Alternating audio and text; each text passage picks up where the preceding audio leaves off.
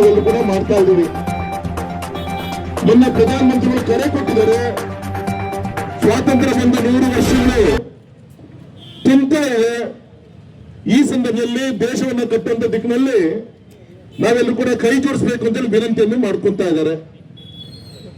ಇಂಥ ಒಂದು ಅಭಿವೃದ್ಧಿ ಹೊಂದಿರುವಂತಹ ದೇಶ, ನಿನ್ನೆ ಅಮೆರಿಕದ ಅಧ್ಯಕ್ಷ ಭಾರತದ ಚುನಾವಣಾ ವ್ಯವಸ್ಥೆಯನ್ನ ಹೊಗಳಿದ್ದಾರೆ.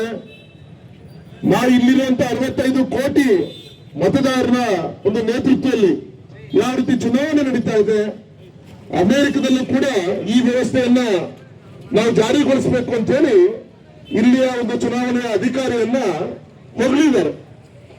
ಅದಕ್ಕೂ ಕೂಡ ಕಾಂಗ್ರೆಸ್ನ ಮುಖಂಡ ಟ್ವೀಟ್ ಮಾಡ್ತಾನೆ, ಇಲ್ಲಿರುವಂತ ಅಧಿಕಾರಿಯನ್ನ ಅಮೆರಿಕೆಗೆ ಕರ್ಕೊಂಡು ಹೋಗ್ರಿ, ಇಲ್ಲಿರುವಂತ ಇವಿಎಂ ಮಿಷನ್ ಏನಿದೆ ಅದನ್ನು ಕೂಡ ತಗೊಂಡೋಗ್ರಿ ಅಂತ ಹೇಳಿ ಒಬ್ಬ ಕಾಂಗ್ರೆಸ್ನ ಮುಖಂಡ ಹೇಳಿಕೆಯನ್ನ ಕೊಡುವಂತ ಕೆಲಸವನ್ನ ಮಾಡ್ತಾರೆ. ಯಾಕೆ ಈ ಸಂದರ್ಭದಲ್ಲಿ ಹೇಳಲಿಕ್ಕೆ ಇಚ್ಛೆ ಪಡ್ತೇನೆ ಅಂದ್ರೆ, ಒಂದು ದೇಶದ ಪ್ರಧಾನಮಂತ್ರಿ, ಒಂದು ದೇಶದ ಅಧ್ಯಕ್ಷ ಇನ್ನೊಂದು ನಮ್ಮ ದೇಶದ ಅಧಿಕಾರಿನ ಹೊಗಳಿದ್ರು ಕೂಡ ಇವ್ರ ಯೋಗ್ಯತೆಗೆ ಸಹಿಸಿಕೊಳ್ಳಿಕ್ಕೆ ಆಗಲ್ಲ. ದೇಶದ ವಿಚಾರ ಬಂದಾಗಾದ್ರೂ ಕೂಡ ಒಗ್ಗಟ್ಟಾಗಿರ್ಬೇಕು, ಅದು ವಿರುದ್ಧ ನಾವು ಮಾತಾಡ್ಬೋದು ಅಂತ ಒಂದು ಕಾಮನ್ ಸೆನ್ಸ್ ಕೂಡ ಈ ಸೀಳ್ತಿರಲ್ಲ. ದೇವ್ರು ಒಳ್ಳೇದ್ ಮಾಡ್ತಾರೆ, ನಿಮ್ ಹೆಂಡತಿ ಮಕ್ಳು ದೇವ್ರು ಒಳ್ಳೇದ್ ಮಾಡ್ತಾರೆ ಸ್ವಾಮಿ. ತಾವೇ ಯೋಚನೆ ಮಾಡಿ, ನಮ್ಮನೆ ಗೃಹ ಪ್ರವೇಶ ಆಗ್ಬೇಕಂದ್ರೆ ಗೋಮಾತೆ ಬರ್ಬೇಕು, ನಮ್ಮ ಮಕ್ಕಳಿಗೆ ಹಾಲು ಕೊಡಕ್ಕೆ ಆ ತಾಯಿ ಗೋಮಾತೆ ಬೇಕು.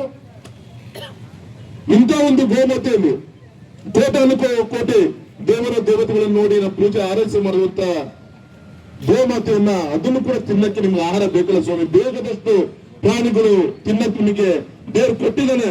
ಅದೇ ಗೋಮಾತೆಯನ್ನು ಕೂಡ ನಮ್ಮ ಹಿಂದೂ ತಾಯಿಯನ್ನ ಕರ್ ತಿನ್ನುವಂತ ವ್ಯವಸ್ಥೆಯನ್ನ ಇನ್ನೂ ಕೂಡ ನೀವು ಬಿಡ್ತಾ ಇಲ್ಲಲ್ಲ. ನಮ್ಮ ಅಪ್ಪ ಅಮ್ಮಂದಿರಿಗೆ ವಯಸ್ಸಾದ್ರೆ ಪ್ರೀತಿಯಿಂದ ಆಹಾರ ಕೊಟ್ಟರೆ ಸಾಕ್ತೀವಿ. ವಯಸ್ಸಾದ್ರು ಅಂತೇಳಿ ಕಡಿಮೆ ನಾವೇನಾದ್ರು ಕಳಿಸ್ಕೊಡ್ತೀವ? ಹಾಡ್ಕೊಂಡು ನಿಲ್ಲಿಸು ಅಂತೇಳಿ ಗೋಮಾತೆಯನ್ನ ಕಡಿಯಕ್ಕೋಸ್ಕರ ಕಳಿಸುವಂತ ಷಡ್ಯಂತ್ರನ ನೀವು ಮಾಡ್ತಾ ಇದ್ದೀರಲ್ಲ. ಶಿಕಾರಿಪುರ ತಾಲೂಕು ಎಷ್ಟು ರೀತಿಯಿಂದ ಈ ರೀತಿಯಿಂದ ಘಟ್ಟ ನಡೀತಾ ಇದೆ.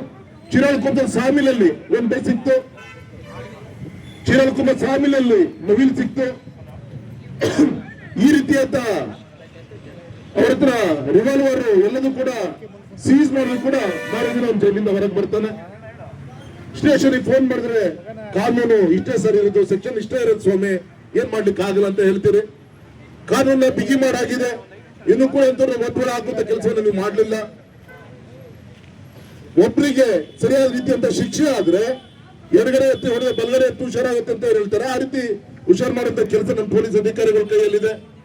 ಹಾಗಾಗಿ ಸಂದರ್ಭದಲ್ಲಿ ಇಷ್ಟು ಮಾತ್ರ ನಾನು ಹೇಳಲಿಕ್ಕೆ ಇಚ್ಛೆ ಬರ್ತೇನೆ. ನೀವು ಕೂಡ ರೈತರ ಮಕ್ಕಳು, IAS ಓದಿರಿ, IPS ಓದಿರಿ, ಪೊಲೀಸ್ ಓದ್ಕೊಂಡಿದ್ದು ಪೊಲೀಸ್ ಆಗಿದ್ದಾರೆ, ನಿಮ್ ಬಗ್ಗೆ ನಮಗೆ ಹೆಮ್ಮೆ ಇದೆ.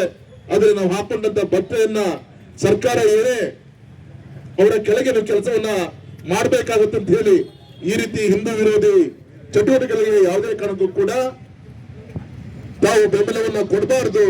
ಇಂಥ ಒಂದು ಕಿಡಿಗೇಡಿಗಳನ್ನ ಒತ್ತುವರಿ ಹಾಕುವಂತ ಕೆಲಸವನ್ನ ಮಾಡಬೇಕು ಅಂತ ಕೂಡ ಈ ವೇದಿಕೆ ಮುಖಾಂತರ ನಾನು ಒತ್ತಾಯ ಮಾಡ್ತಾ